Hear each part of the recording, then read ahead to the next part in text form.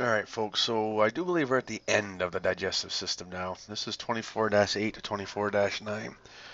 So you've learned all about the uh, digestive mechanisms, all the way from ingestion, where you put the food in your mouth, to the defecation reflex. But what we haven't talked about is the chemical digestion in detail, and then the absorption. So that's what we're going to talk about right here, is the chemical digestion and absorption.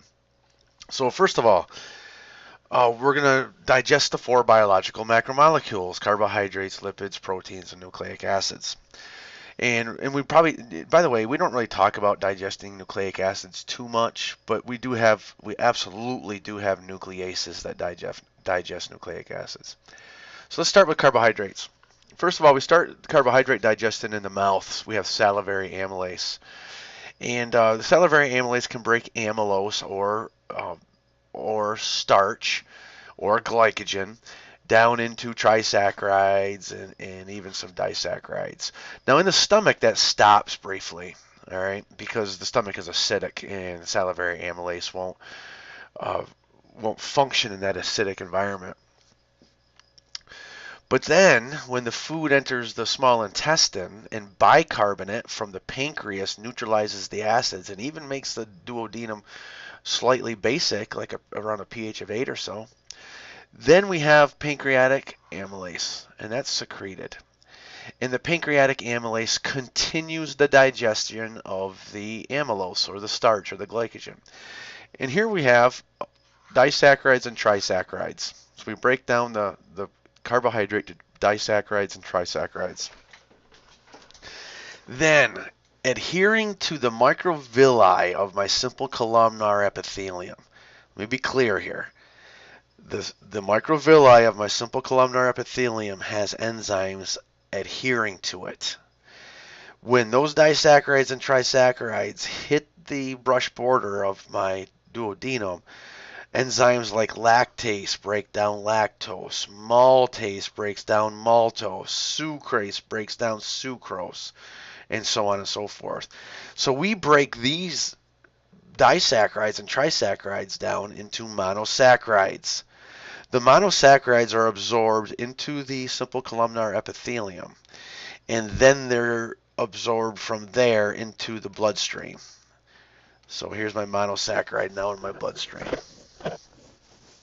All right, so that's the story for the carbohydrates.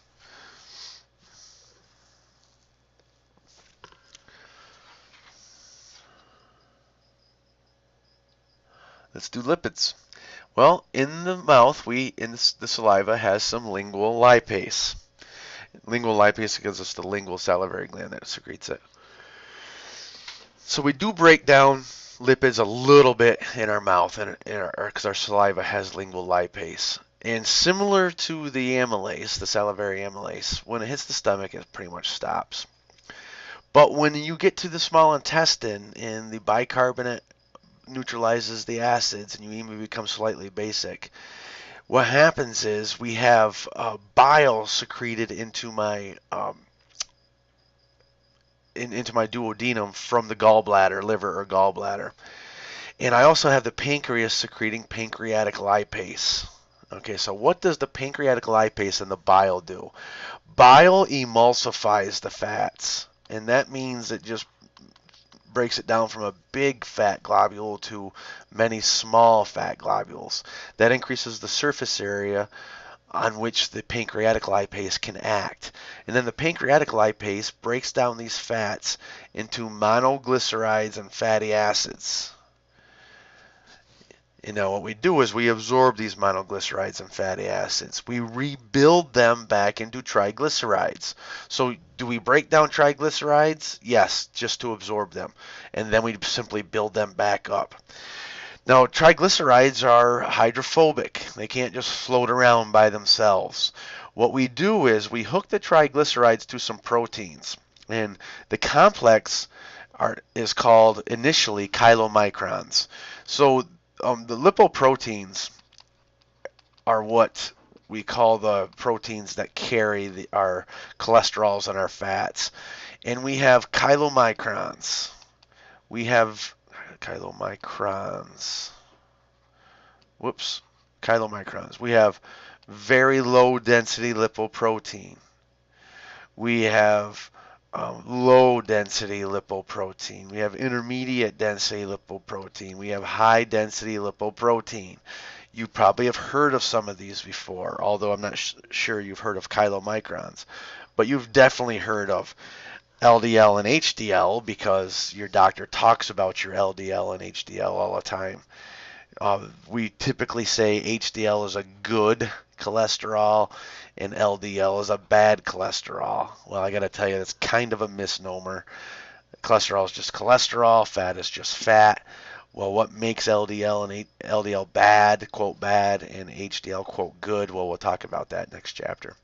But anyway, we initially carry our lipids as chylomicrons. Now, notice something. The chylomicrons are dumped into the lacteal, the lymph system first. It does eventually get to the bloodstream, but it enters the lymph first. Whereas the rest of these nutrients that we absorb enter the bloodstream directly. Chylomicrons go to the lymph first. Proteins. All right, so let's digest proteins. There is no salivary protease or other enzyme that digests proteins. We do mechanical digestion. We chew our steak into small pieces so when it finally hits the stomach, then we can digest those proteins. But our proteins hit our stomach. Here's the polypeptides. And the enzyme in the stomach that digests proteins is called pepsin. Now remember something. The chief cells actually secrete pepsinogen.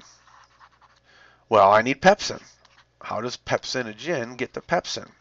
Recall that the parietal cells make hydrochloric acid. Hydrochloric acid converts pepsinogen to pepsin. So the stomach does a great deal of protein digestion. Then when the chyme gets into the small intestine, we have these other enzymes here that all digest protein. We have trypsin, chymotrypsin, elastase, and carboxypeptidase. All of these enzymes are secreted as proenzymes. The chymotrypsin is secreted as chymotrypsinogen. Carboxypeptidase is secreted as procarboxypeptidase. Proelastase becomes elastase. Trypsinogen becomes trypsin. Enteropeptidase becomes peptidase. Okay, so these are the enzymes that digest proteins. But this is an important statement right here. There's a cascade of activating these guys. Enteropeptidase activates trypsinogen into trypsin. So trypsinogen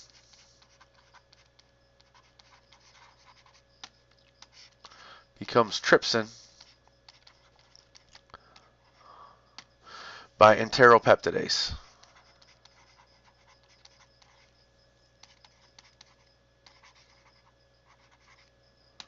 By the way, some books call it enterokinin. So be careful. Some books call that enterokinin. Enteropeptidase converts trypsinogen into trypsin. And then trypsin activates the rest of these. Trypsin activates chymotrypsinogen into chymotrypsin, proelastase into elastase, procarboxypeptidase into carboxypeptidase. So it's a cascade of events where trypsinogen becomes trypsin, then trypsin activates the rest. Well, what activates trypsin? Enterokinin, also known as enteropeptidase. Then these enzymes break down the proteins into dipeptides, 2 amino acids hooked. And similar to the carbohydrates, right on this brush border right here is a whole bunch of dipeptidases, which break down the dipeptides into amino acids, and we absorb the amino acids. The amino acids are absorbed into our blood and go to all parts of the body.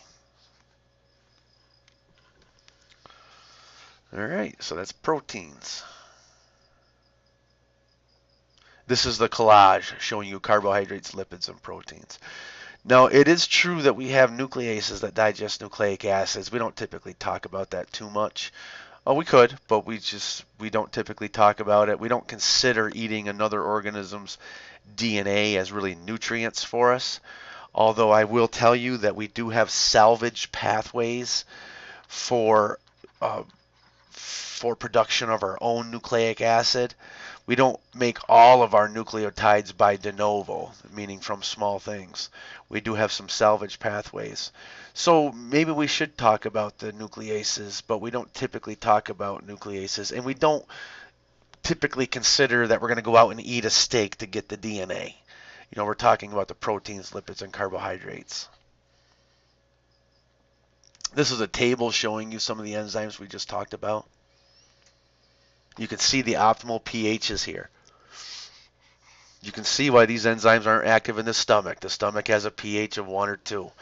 So these are active in the duodenum where you have a higher pH because bicarb from the pancreas neutralizes the acids.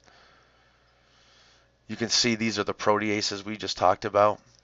Now right here, renin is an enzyme. It's one of the few enzymes that doesn't end in ACE.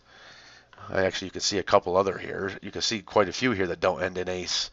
Pepsin, renin, trypsin, chymotrypsin. Most enzymes end in ACE though. But this coagulates milk, and babies make a lot of renin because babies are drinking mom's milk. This has two ends right here.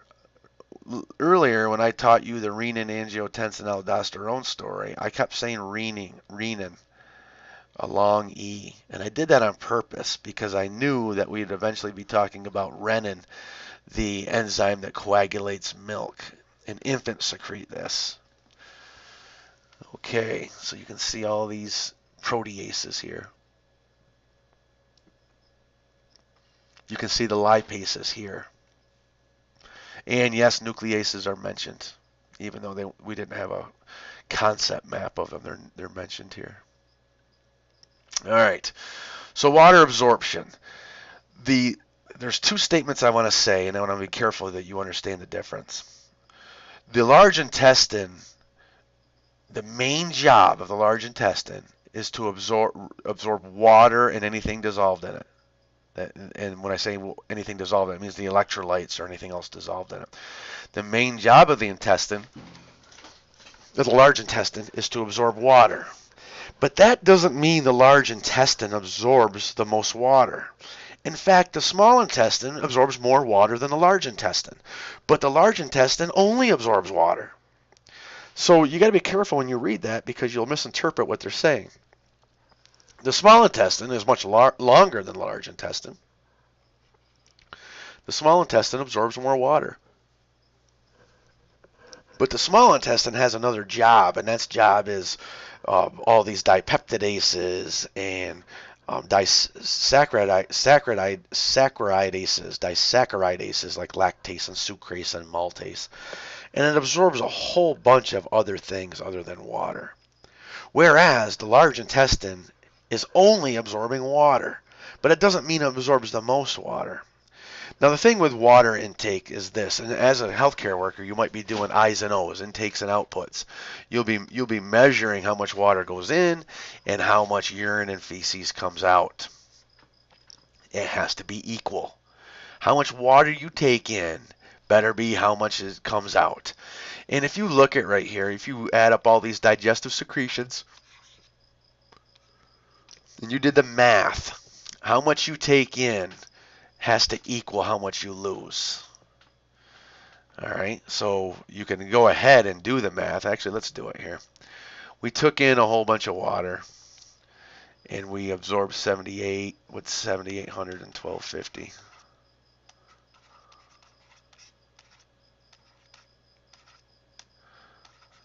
Okay, 9,050. We reabsorbed 9,050 mils back into our body from what we drank. All right. Oh, it's not what we drank. We drank 2,000. Our saliva added some. Our gastric secretions added some. Our liver added some. Our pancreas added some. Our intestinal secretions added some. Our colonic secretions added some. So all of this fluid in our intestines, this is all of it. Of all of it, and let me add up all of it. 2,000, 1,500, 1,500. Okay, so I did the 2,000, I did the 1,500, I did the 1,500, 1,000, 1,000, 2,000, 200. Let's add that up. A whole bunch of zeros. A whole bunch of zeros. 5, 10, 12. 3, 4, 5, 6, 7, 8, 9. 9,200. Well, 9,200 is not the same as 9,050. I must have lost 150 someplace. I did. 150 mils lost in the feces. Okay, now what you're going to say is, well, I urinated out some. Yeah, you sure did. You sure did. I'm not counting for that right now. That's everything that's reabsorbed in my body. Now the blood's going to flow through my kidneys. I'm going to filter it, and I'm going to have some urine. But this accounts for all of the water that entered my alimentary canal and all the water that was absorbed into my body. This balances. So that's it right there. You can see the math. In the water, dissolved in the water, are a whole bunch of ions and water-soluble vitamins. And I say water-soluble vitamins because the fat-soluble vitamins aren't dissolved in my plasma. They're carried by proteins and then they're stored. So here's a whole bunch of ions. We call these things electrolytes, just so you know. Electrolytes. The major extracellular cation of my electrolytes is sodium. The major intracellular cation is potassium. The major extracellular anion is chloride. The major intracellular anion is phosphate. So we talk more and more about these. Bicarb can be extracellular or intracellular. We do see quite a bit extracellular. Calcium is a funny one. We keep it very, very low inside the cytoplasm because it can bind to the negatively charged DNA and cause it to salt out or precipitate out. So we store the calcium in the smooth ER, or we keep it outside of the cell, one or the other. We don't let calcium float around the cytoplasm for very long. Calcium is kept within a very narrow range within the plasma, 8.5 or 9 to 11 milligrams per deciliter. Pretty narrow range for calcium. All right, so these are ions, and we have these water-soluble vitamins down here. In the fat-soluble vitamins, these vitamins A, D, E, and K, I might as well tell you what they are right now. So what are the water-soluble vitamins? The water-soluble vitamins is the B complex and vitamin C. That's the water-soluble vitamins. The fat-soluble vitamins are A, D, E, and K. A, D, E, and K are absorbed with lipids. So it's not a good idea to have a completely lipid-free diet. You need some fats in your diet just to absorb vitamins. And in fact, there was a diet fad that went on several years ago where you ate chitin. Chitin is a carbohydrate, a hard carbohydrate. Think of the exoskeleton of lobsters. That's made of chitin. And in fact, the cell wall of yeast is also made of chitin. But there was a diet fad that went on several years ago where you had powdered chitin in your meal. And chitin chelates fats. Well, the problem with that dietary fad was you became deficient in vitamins A, D, E, and K. Vitamin A is needed for making retinal in your retina of your eye. It's also needed for mitosis. Vitamin D is needed for calcium homeostasis. Vitamin K is needed for blood clotting. Vitamin E is necessary in cell membranes, and it's an antioxidant and things like that. So these are very necessary. And when you have no fat in your diet or you don't absorb any fat, you become deficient in A, D, E, and K. All right, some age-related changes with your digestive system. You can just read these, but the biggest thing is this: the replacement of those simple columnar epithelial cells declines. That's a big thing. Another thing, your smooth muscle tone in your intestines declines, and this is why you see a lot of elderly people taking laxatives, because they don't have the same peristaltic movement. They don't have the same mass movements in their colon. And therefore, they're not regular. They're not regulated. They don't defecate regularly like they used to or like they want to. So they typically start taking laxatives and they regulate themselves with pharmaceuticals. Uh, Another thing that can happen is you have additive damage to your liver over the years. So your liver is damaged, and that will make less bile, dump less bile into the duodenum, and things like that. So the liver is damaged. And I guess that's about it. Oh, the last one down there, olfactory and gustatory sensitivities. They change. They're less sensitive. And this is why you probably noticed that your great grandparents or grandparents always had candy jars out. Well, they might have had them out for you when you were a kid. I don't know. But the elderly start eating sweeter and sweeter foods. But they're not getting the same, they don't taste as sweet to them as they do to a younger person. So it's because of this decline in olfactory and gustatory sensitivities that leads the elderly to have these candy jars and eat sweeter foods. They have to eat real sweet foods just to get a sensation of something less sweet. So that's going on also. Colon cancer increases as you get older, of course. You can see stomach cancer rises with age. You can see that. All right. And that's it.